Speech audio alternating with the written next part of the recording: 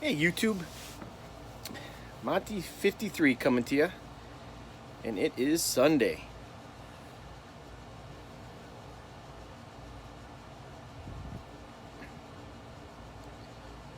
Enjoying my 320, what do they call it, Oceana or Oceano?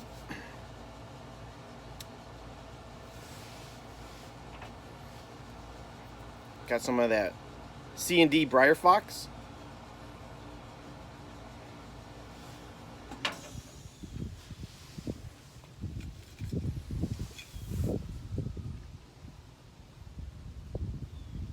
Neighbor's air conditioning just turned off. Don't know if you could hear that, so I'm glad it finally turned off. Enjoying this porter, milkshake malt porter by Point. And it is from Stevens Point, Wisconsin. On that trip, I mean, isn't that a cool label? I really dig that. That old retro look there. But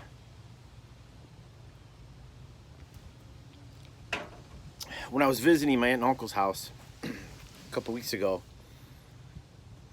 geez, actually that was like a month ago, my uncle sent me home with some beer and some homemade wines and stuff that my aunt and him are making. That's really good stuff. But he also bought some special beer that I don't think you can get down here in the Metro Detroit area from Wisconsin. You probably can get it in the Upper Peninsula on the west side of the state. And normally what we do, and I did it on this trip, I haven't shown you guys a picture of the beer, but one of the days that we were up there, my kids and I ran over the border into Wisconsin and went to a liquor store and got some Spotted Cow, a case of it, bottles. Can't remember the manufacturer of the beer, I think Glarus or something. I don't think I'm saying that right.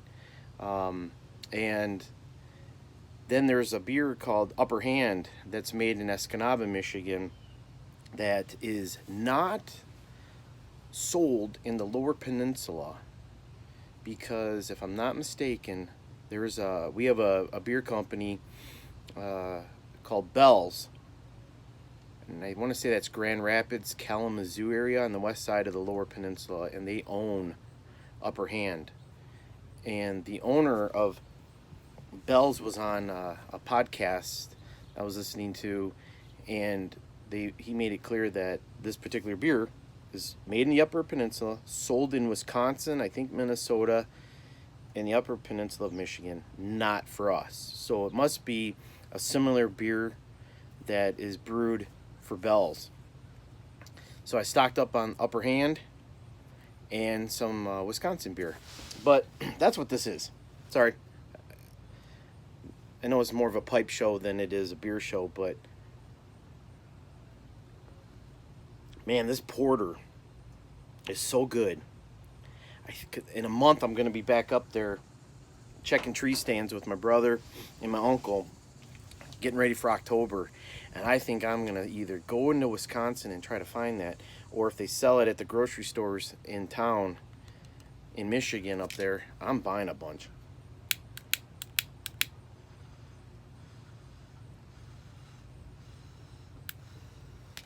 But I just wanted to check in, just see how you're all doing. Come out and have a smoke. Dinner's on, or dinner's in the oven.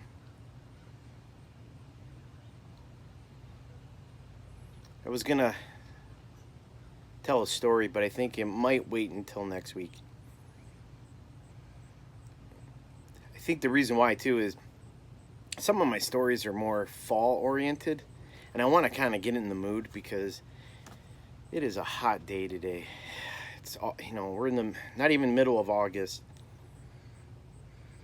It's in the 90s, or low 90s, but the humidity's up, and I think I want to hold on to some of these stories because they are definitely fall oriented, and so I'm thinking a couple more weeks.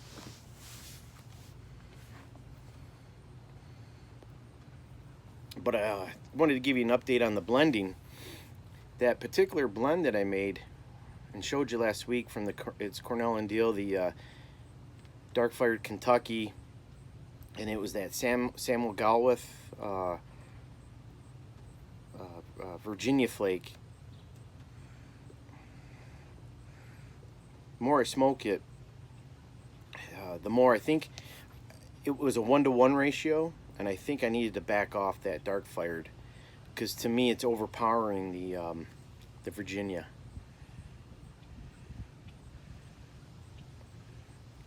But it's all part of that fun of making your own blend.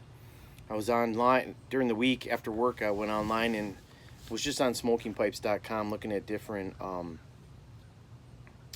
types of blending tobaccos, and in the comments on the last video, people were talking about their blends and sharing recipes. So if you get a chance, take a look, because I think I'm gonna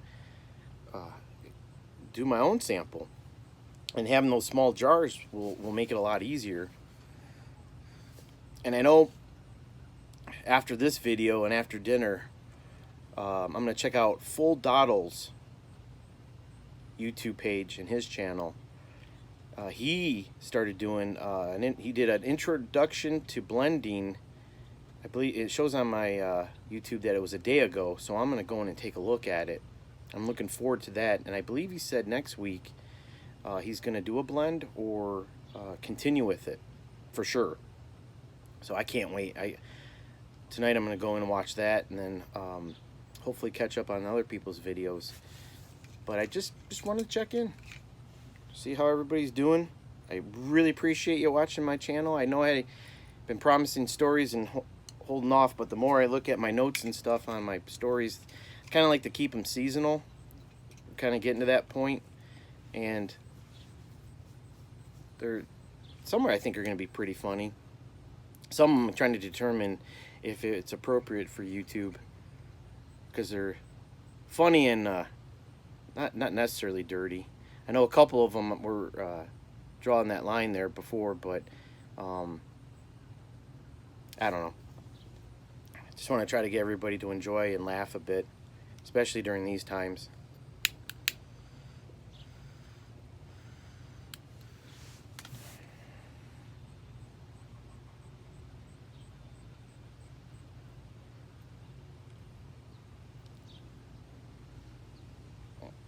But that's it.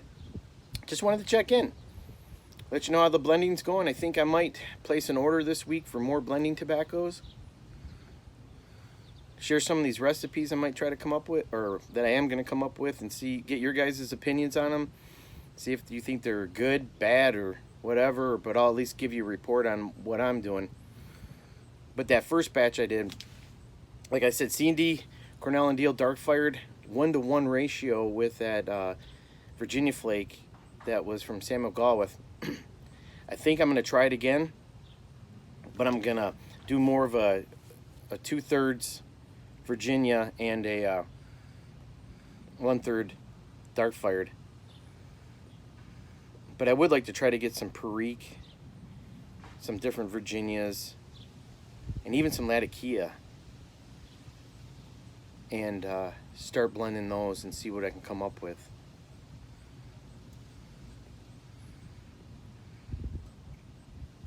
But I'm going to leave it at that. I hope you're enjoying a beautiful Sunday. Sitting right now in the shade. I don't want to be in the sun. But I hope you're having a gorgeous day like today. You take care, and we will see you next week.